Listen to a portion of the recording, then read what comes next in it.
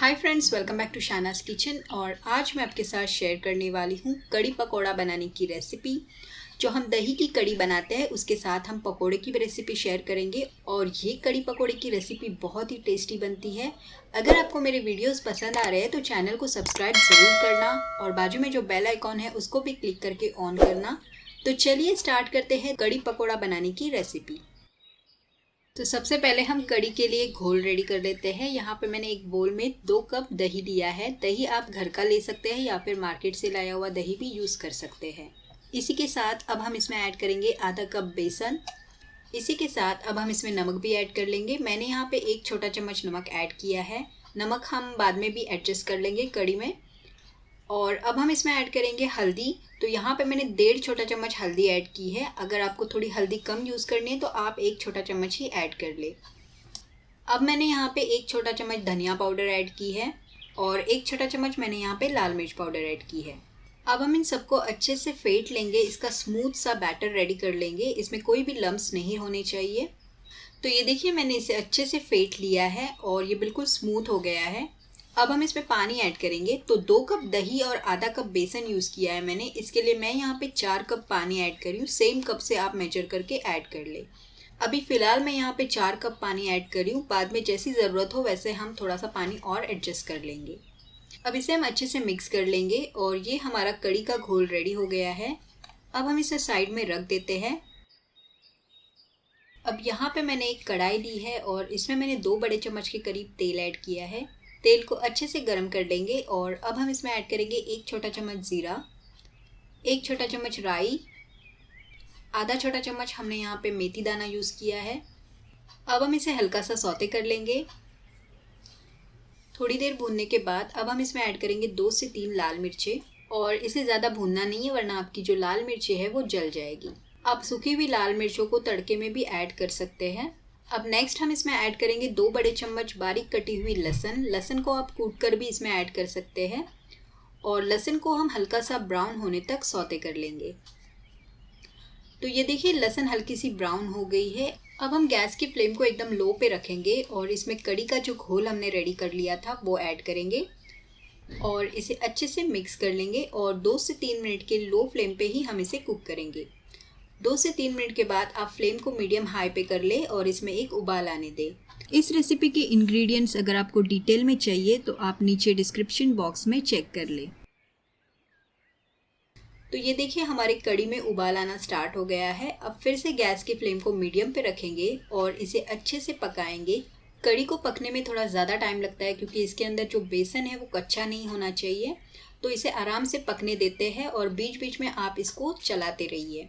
कड़ी को आपको अच्छी तरह से पकाने के लिए मीडियम फ्लेम पे 30 से 40 मिनट लगेंगे। तो कड़ी को आराम से पकने देते हैं और तब तक हम पकोड़े की तैयारी कर लेते हैं। पकोड़े बनाने के लिए मैंने यहाँ पे 2 मीडियम साइज़ की प्याज ली है जिसको मैंने बहुत ही फाइनली चॉप कर लिया है। मैंने यहाँ पे चॉपर यूज़ किया है इसे चॉप करने के लिए। तो आप जितना हो सके इसको बहुत ही फाइनली चॉप कर ले। अब हम इसमें नमक ऐड करेंगे। नमक आप अपने टेस्ट के हिसाब से ऐड कर ले। मैंने यहाँ पे 1 छोटा चम्मच नमक ऐड किया है। इसी के साथ हम इसमें ऐड करेंगे 1 छोटा चम्मच ज़ीरा, 1 छोटा चम्मच अजवाइन ऐड करेंगे। अजवाइन को आप हाथों पे क्रश करके ऐड करें, इससे अच्छा टेस्ट आता है। इसी के साथ अब हम इसमें ऐड करेंगे 1 बड़ा चम्मच कूटा हुआ धनिया। इसकी जगह पे आप धनिया पाउडर भी ऐड कर सकते हैं। अब हम इसमें ऐड करेंगे 2 से 3 हरी मिर्चें बारीक कटी हुई, आधा छोटा चम्मच हल्दी पाउडर ऐड करेंगे, 2 बड़े चम्मच हम इसमें बारीक कटी हुई फ्रेश धनिया ऐड करेंगे।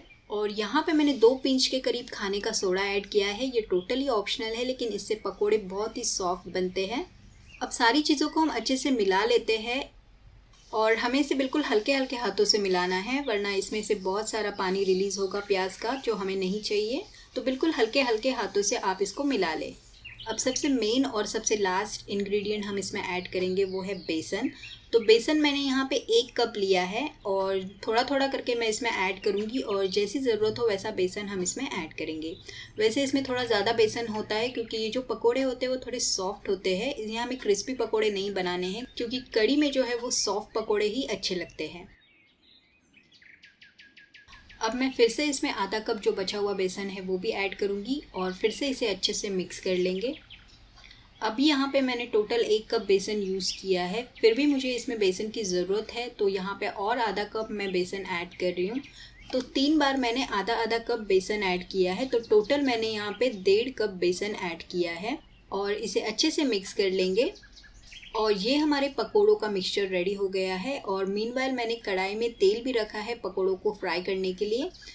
और अब हम कढ़ी को भी चेक कर लेते हैं। तो कढ़ी को मीडियम फ्लेम पे पकते हुए 30 से 35 मिनट हो गए हैं और कढ़ी हमारी अब बिल्कुल पकी हुई लग रही है। आप इसको टेस्ट करके भी चेक कर सकते हैं और आप देख सकते हैं ये कितनी गाढ़ी हो गई है और बहुत ही क्रीमी सी हो गई है। बिल्कुल इसी तरह से हमें कढ़ी को पकाना है। अगर आप कम टाइम लेंगे कढ़ी पकाने के लिए तो आपकी कढ़ी जो है वो कच्ची रहेगी और आपको बीच बीच में वो बेसन का कच्चापन महसूस होगा। तो थोड़ा सा टाइम एक्स्ट्रा लगेगा, लेकिन आप कढ़ी को अच्छे से पकाए और बीच बीच में चलाते रहे। तो ये कढ़ी भी हमारी हो गई है। अब और 5 मिनट मैं इसको मीडियम फ्लेम पे कुक करूँगी और तब तक हम पकौड़ों को भी फ्राई कर लेते हैं। यहाँ पे कढ़ाई में तेल गरम हो गया है और अब हम थोड़ा थोड़ा मिक्सचर लेंगे पकौड़ों का और इसमें पकौड़े छोड़ते जाएंगे। और गैस की फ्लेम को अभी यहाँ पे हमने मीडियम पे रखा है और मीडियम फ्लेम पे ही हम पकौड़ों को फ्राई कर लेंगे। तो पकौड़ों को हमें अच्छे से गोल्डन ब्राउन होने तक फ्राई कर लेना है और गैस की फ्लेम को हमें मीडियम पे रखना है और मीडियम फ्लेम पे ही हमें पकोड़ों को अच्छे से फ्राई कर लेना है। तो ये देखिए पकोड़े हमारे अच्छे से गोल्डन ब्राउन हो गए हैं। अब हम इनको निकाल लेते हैं और इसी तरह से हम बाकी के सारे पकोड़ों को भी फ्राई कर लेंगे।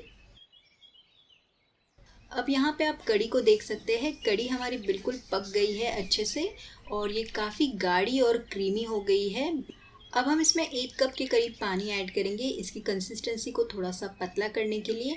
अगर आपको थोड़ी खट्टी वाली कढ़ी पसंद है तो आप इसमें थोड़ा सा इमली का पानी भी ऐड कर सकते हैं इसको थोड़ा सा खट्टा बनाने के लिए। इसे हल्का सा बॉईल कर लेंगे और ये हमारी कढ़ी रेडी हो गई है। ऊपर से हम थोड़ी सी बारीक कटी हुई फ्रेश धनिया ऐड करेंगे, इसे मिक्स कर लेंगे अच्छे से और अब गैस के फ्लेम को बंद कर लेंगे। पकोड़े भी हमारे रेडी हो गए हैं।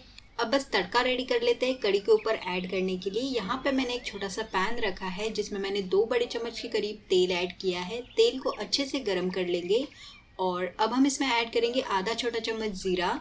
जब ज़ीरा अच्छे से तड़क जाएगा तब हम इसमें ऐड करेंगे 2 हरी मिर्चें बारीक कटी हुई और इसी के साथ हम इसमें थोड़े से कड़ी पत्ते भी ऐड करेंगे और इसी के साथ मैंने यहाँ पे 2 सूखी हुई लाल मिर्चें भी ऐड की हैं और थोड़ा सा फ्राई कर लेंगे। और अब गैस की फ्लेम को बंद कर लेंगे क्योंकि तेल हमारा अभी बहुत ज़्यादा गर्म है और हमें इसमें अभी लाल मिर्च पाउडर ऐड करनी है जो जल जाएगी अगर हमने गैस को ऑन रखा। तो गैस को बंद कर दिया है और अभी मैंने यहाँ पे 1 छोटा चम्मच लाल मिर्च पाउडर ऐड की है। इससे हमारे तड़के में बहुत अच्छा कलर आता है। और अब ये तड़का रेडी हो गया है, मैंने इसको हल्का सा मिक्स कर लिया है। अब सबसे पहले हम कढ़ी में पकोड़े ऐड कर लेंगे जो हमने फ्राई करके रखे थे। तो यहाँ पे मैंने थोड़े से पकोड़े साइड में रखे हैं क्योंकि हमें इसे ऐसे ही खाने में भी अच्छे लगते हैं और इन्हें हल्का सा मिक्स कर लेंगे कढ़ी के साथ। और अब हम इसके ऊपर जो हमने तड़का रेडी किया है वो डाल देंगे। अब तड़के को हम हल्का सा कढ़ी के ऊपर स्प्रेड कर लेंगे इस तरह से और ऊपर से थोड़ी सी बारीक कटी हुई फ्रेश धनिया ऐड करेंगे और ये हमारा कढ़ी पकोड़ा रेडी हो गया है। आप इसको गर्मा गर्म सर्व करें प्लेन राइस या ज़ीरा राइस के साथ, बहुत ही यमी लगता है खाने में। आप इस रेसिपी को एक बार ज़रूर ट्राई करें, बहुत ही ज़बरदस्त कढ़ी पकोड़ा बनकर रेडी होता है। तो एक बार इस रेसिपी को ज़रूर ट्राई करें। अगर आप रेसिपी ट्राई कर रहे हैं तो आप नीचे कमेंट सेक्शन में मुझे अपने रिव्यूज़ कमेंट कर सकते हैं और आपको कोई भी डाउट है रेसिपी में तो आप नीचे कमेंट सेक्शन में कमेंट करके मुझे पूछ सकते हैं।